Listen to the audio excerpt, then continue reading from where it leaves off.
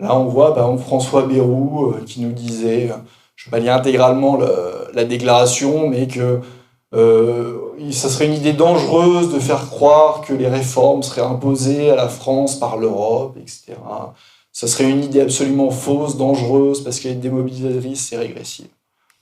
Édouard Balladur, même chose, quand il parlait de l'euro, c'était de dire la création de cette monnaie européenne n'aura rien d'automatique.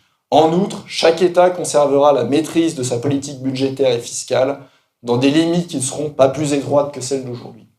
L'idée étant de dire à l'époque, traité de Maastricht ou autre, oui, certes, vous allez peut-être perdre votre pouvoir monétaire, mais ne vous inquiétez pas, je le jure, vous gardez votre souveraineté, ça ne jouera en rien sur votre politique budgétaire, vous serez complètement souverain chez vous, circuler, il n'y a rien à voir. Parce que de facto, quand vous perdez votre monnaie, vous perdez effectivement votre souveraineté monétaire. Mais on va voir que la création de l'euro amène aussi une perte complète au niveau budgétaire. Il y a notamment eu les fameux pactes de croissance et TSCG, le fameux traité qu'ils appelaient Merkozy, en fait, négocié par Nicolas Sarkozy et après mis en place par François Hollande. Le même François Hollande, d'ailleurs, qui avait promis dans sa campagne présidentielle en 2012 qu'il allait renégocier le TSCG, sauf que pour renégocier une ligne d'un traité, il faut l'unanimité des 28 États, donc François Hollande, il n'a rien négocié du tout, et il a appliqué. Et c'est le cas, d'ailleurs, pour tous ceux qui vous disent ou qui vous mentent, qui vont changer l'Europe, faire un autre modèle. Donc ça va de Marine Le Pen à Jean-Luc Mélenchon, qui vont vous dire « Oui, évidemment, l'Europe, c'est mal, on va critiquer, mais il faut la changer. » Moi, je veux changer l'Europe. Changer cette Europe. Changer cette Europe. Changer cette Europe-là. Faut qu'on change l'Europe. Excusez-moi, elle est toute mouillée, il faut que je la change. Non mais il faut la changer. Changer l'Europe pour qu'elle soit meilleure. Voter socialiste, c'est changer l'Europe maintenant. Sauf que pour changer l'Europe, il faut changer les traités. Et changer les traités, il faut, pour changer une seule virgule, l'unanimité des 28, demain 27, États membres. Si vous voulez lutter contre la fraude et l'évasion fiscale, le Luxembourg et l'Irlande, il dit non, bah, je ne signe pas votre truc, c'est ce qui fait la richesse de mon pays. Si vous voulez lutter contre les délocalisations, c'est la même chose, tous les pays de l'Est vont dire non, ils vivent de ça. Si vous voulez une monnaie moins forte, qui serait plus en phase avec la compétitivité de l'économie française, bah, l'Allemagne dira non, parce que l'Allemagne veut une monnaie forte. Donc vous ne changerez jamais l'Europe. Ne croyez pas qu'on va changer les institutions européennes. Là, leur plan, ça fait 50 ans qu'ils le mènent. Ça y est, ils ont réussi. Ils changeront plus rien. Donc le seul truc, la seule possibilité, c'est de se barrer de ce piège à rats. La vraie réalité, on va y revenir, et vous allez voir tout le long de la conférence, c'est soit vous acceptez l'Europe telle qu'elle est, qui est en train de détruire la France, ou soit vous sortez. Il n'y a pas on va changer l'Europe, etc. Ça n'arrive jamais.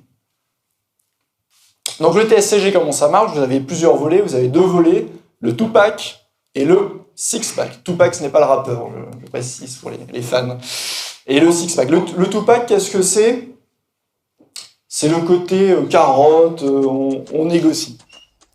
On négocie, ça veut dire quoi concrètement? C'est que chaque année, le gouvernement français, il va présenter à Bruxelles sa copie budgétaire, un petit peu comme un élève qui présenterait sa copie au maître, qui corrige, c'est bien, pas bien ça. Bien. Donc voilà, vous présentez votre copie. Et là, la Commission européenne, elle peut envoyer à tout moment des nouvelles recommandations à l'État concerné. C'est entre autres les fameuses GOP, grandes orientations de politique et des politiques économiques, l'article 121 du TFUE, sur lequel je vais revenir un petit peu après. Donc là, on se dit, quelqu'un qui lit rapidement, qui ne connaît pas trop, il se dit recommandations, pourquoi pas, à la rigueur c'est un conseil, ça n'engage à rien. Sauf que vous avez le bâton derrière, c'est le six-pack. Et le bâton, c'est que la Commission demande des projets correctifs à l'État, il peut placer l'État en question dans un plan d'action correctif, et si ce n'est pas fait, s'il y a le dérapage, la Commission européenne peut décider d'une amende de 0,2% du PIB. Pour la France, c'est 4,4 milliards d'euros.